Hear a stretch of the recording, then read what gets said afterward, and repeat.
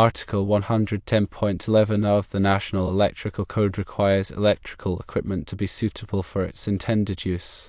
Article 500.1 requires electrical installations in hazardous or classified locations to conform to specific requirement. Article 503.6 requires motors installed in Class Roman III locations where paint spray residue is present to be provided with enclosures designed to minimize the accumulation of dust on the motor. This doesn't explicitly state a motor needs to be rated for paint spray residue, but implies a suitable enclosure to prevent issues from residue buildup. The National Electrical Code doesn't have a specific requirement stating motors must be rated to withstand paint spray residue. However, it provides guidelines and articles that address the safe installation and operation of electrical equipment in environments where such residue is present. Let's explore these relevant sections of the code to understand how they apply to the scenario of a garage door opener in a paint room. The primary concern is ensuring the motor's safe and reliable operation in an environment where paint spray residue is likely to accumulate. This accumulation can lead to several potential problems. Firstly, residue can insulate the motor, hindering its ability to dissipate heat. Overheating can damage the motor's windings and insulation, leading to premature failure or even fire. Secondly, paint residue can be flammable, increasing the risk of ignition if the motor sparks or overheats. Thirdly, residue can interfere with the motor's moving parts, causing it to operate inefficiently or even stall. To mitigate these risks, the NEC emphasizes the importance of using equipment listed and labeled for the specific environment. This means selecting a motor with an enclosure designed to prevent the ingress of dust and other contaminants. Such enclosures are typically described as totally enclosed fan-cooled or TEF, or totally enclosed non-ventilated or TEN. These designs help to keep the motor clean and cool, reducing the risk of overheating and failure. Article 503.6c mandates that the garage door opener must be equipped with a thermal overload device to protect the motor from overheating. Thermal overload protection is essential for preventing motor damage due to excessive current draw, which can occur if the motor is overworked or encounters a mechanical obstruction. Article 503.6d states that the motor must be mounted on a suitable support and protected from physical damage. Proper mounting and protection are crucial for ensuring the motor's longevity and safe operation. The support should be sturdy enough to withstand the motor's weight and vibrations, and the motor should be shielded from impacts or other forms of physical damage. Article 503.6e requires that the motor have a means of disconnecting from the supply circuit. A disconnect switch or circuit breaker provides a way to de-energize the motor for maintenance or in case of an emergency. This disconnect must be readily accessible and clearly labeled. Article 503.6f specifies that the disconnect must be located within sight of the door opener. This requirement ensures that anyone working on the motor can easily de-energize it before starting any repairs. The disconnect should be positioned so that it's visible from the motor's location, preventing accidental re-energization while work is in progress. Article 503.6g dictates that the wiring method must be suitable for the environment, such as conduit or type metal-clad cable. The wiring method should be appropriate for the specific conditions of the paint room, including the presence of flammable vapors and the risk of physical damage. Conduit or metal-clad cable provides a robust and reliable means of protecting the wiring from these hazards. The NEC also addresses the use of receptacles in hazardous locations. In a paint room, which is considered a hazardous location due to the presence of flammable vapors, receptacles are generally not permitted. This is because receptacles can be a source of ignition, especially if they are not explosion-proof or intrinsically safe. The elimination of the receptacle for the garage door opener is necessary to comply with the NEC requirements for hazardous locations. Instead of using a receptacle, the garage door opener must be wired directly to a disconnect switch or circuit breaker. This provides a more secure and reliable connection, reducing the risk of accidental disconnection or sparking. The choice of wiring method, such as conduit or metal-clad cable, should be based on the specific requirements of the location and the type of hazardous materials present. In conclusion, while the NEC does not explicitly require motors to be rated for paint spray residue. It does provide guidelines for ensuring the safe installation and operation of electrical equipment in environments where such residue is present. The garage door opener must meet all applicable requirements of Article 503 for motors in hazardous locations, including proper enclosure, thermal overload protection, disconnect means, and wiring methods. Understanding and adhering to these code requirements is essential for preventing fires, explosions, and other hazards in paint rooms and similar environments. To elaborate further on the NEC requirements, let's consider each aspect in more detail, providing a comprehensive understanding of how to ensure code compliance for a garage door opener in a paint room. Firstly, concerning the motor enclosure, the selection of a suitable enclosure is paramount. As previously mentioned, totally enclosed fan-cooled or TEFC and totally enclosed non-ventilated or TENV enclosures are commonly used in environments where dust, dirt, and other contaminants are present. These enclosures are designed to prevent the ingress of foreign materials, protecting the motor's internal components and reducing the risk of overheating. However, it's essential to verify that the enclosure is specifically listed and labeled for use in a Class Roman III hazardous location, as defined by the NEC. This listing ensures that the enclosure has been tested and certified to meet the stringent requirements for such environments. Secondly, regarding thermal overload protection, this feature is critical for preventing motor damage due to excessive current draw. The thermal overload device should be sized appropriately for the motor's rated horsepower and voltage. It should also be selected based on the motor's service factor, which indicates its ability to handle temporary overloads. The thermal overload device can be either a separate component, such as an overload relay, or it can be integrated into the motor's starter or controller. In either case, it should be installed and wired according to the manufacturer's instructions and the NEC requirements. Thirdly, the disconnect means must be readily accessible and clearly labeled. The disconnect switch or circuit breaker should be located in a convenient location where it can be easily reached in case of an emergency. It should also be labeled to indicate the equipment it controls, such as garage door opener disconnect. The disconnect should be capable of interrupting the motor's full load current, and it should be lockable in the open position to prevent accidental re-energization during maintenance or repairs.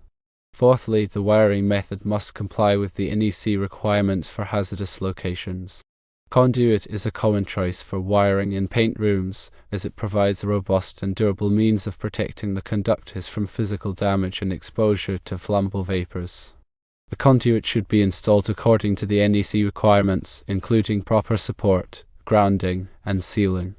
Alternatively, metal-clad cable can be used, provided that it is listed and labeled for use in a Class Roman III hazardous location.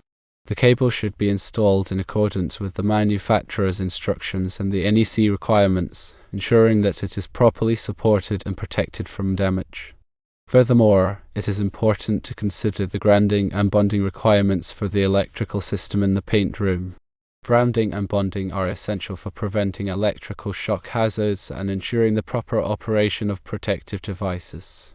The electrical system should be grounded in accordance with Article 250 of the NEC, and all metal enclosures, conduit, and equipment should be bonded together to create a low-impedance ground fault path.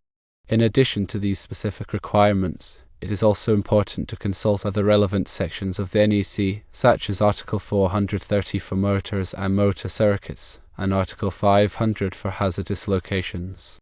These articles provide comprehensive guidance on the installation and operation of electrical equipment in various environments, including paint rooms.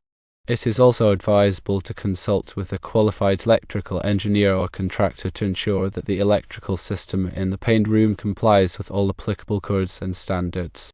A qualified professional can assess the specific requirements of the location and recommend the appropriate equipment and installation methods to ensure safety and reliability. Finally, it is essential to maintain the electrical system in a paint room on a regular basis. This includes inspecting the equipment for signs of damage or wear, testing the protective devices to ensure they are functioning properly, and cleaning the enclosures to remove any accumulated dust or paint residue. Regular maintenance can help to prevent electrical hazards and extend the lifespan of the equipment. In summary, Ensuring code compliance for a garage door opener in a paint room requires careful attention to detail and a thorough understanding of the NEC requirements. By selecting appropriate equipment, following proper installation methods, and maintaining the electrical system on a regular basis, it is possible to create a safe and reliable environment for painting operations. Now let's consider some practical examples of how these code requirements might be applied in a real-world scenario. Imagine a small auto body shop that is adding a paint booth to their existing facility.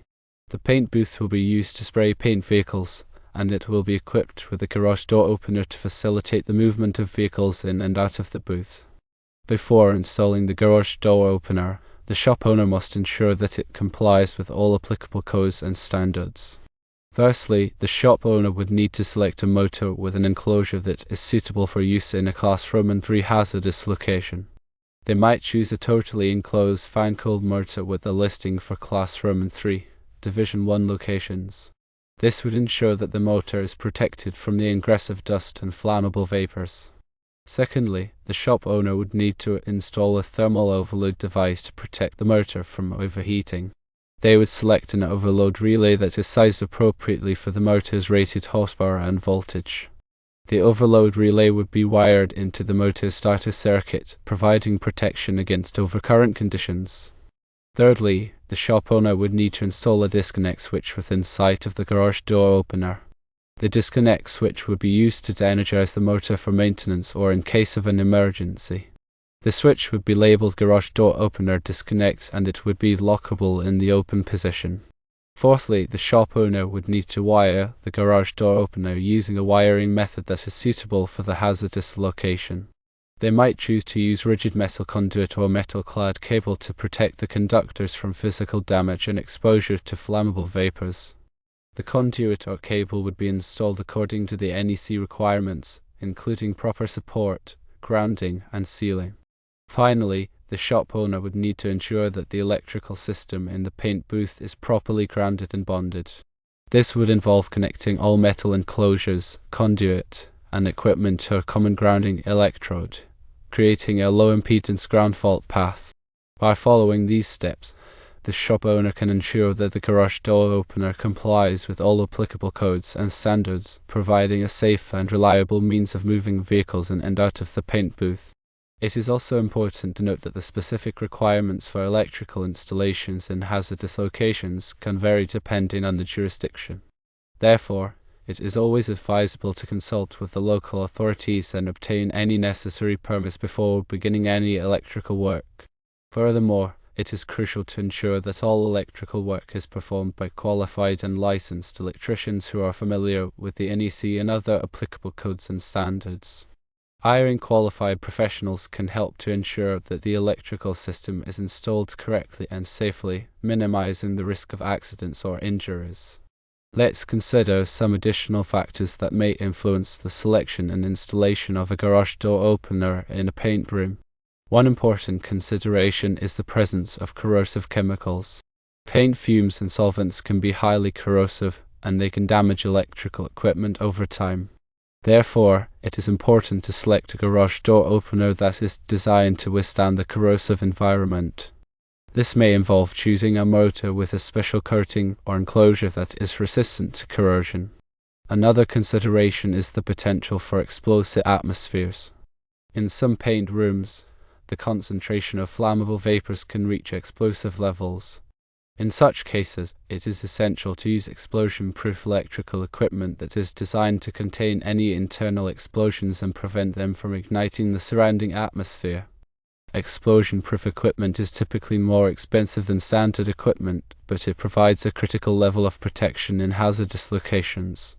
A further consideration is the need for proper ventilation. Paint rooms should be equipped with adequate ventilation systems to remove flammable vapors and prevent them from accumulating to dangerous levels. The ventilation system should be designed to provide a sufficient number of air changes per hour, and it should be regularly maintained to ensure that it is functioning properly. In addition to these technical considerations, it is also important to address the safety aspects of operating a garage door opener in a paint room.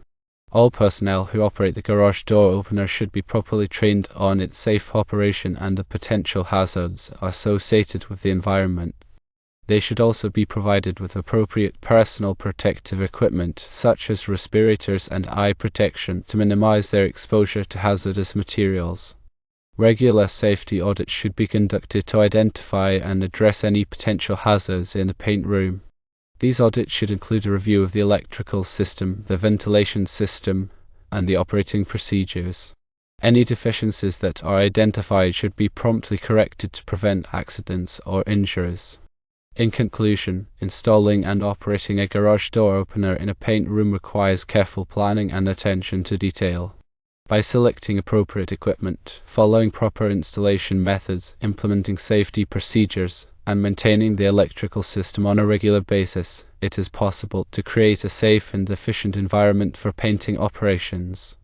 Remember to always consult with qualified professionals and adhere to all applicable codes and standards to ensure the safety of personnel and the protection of property.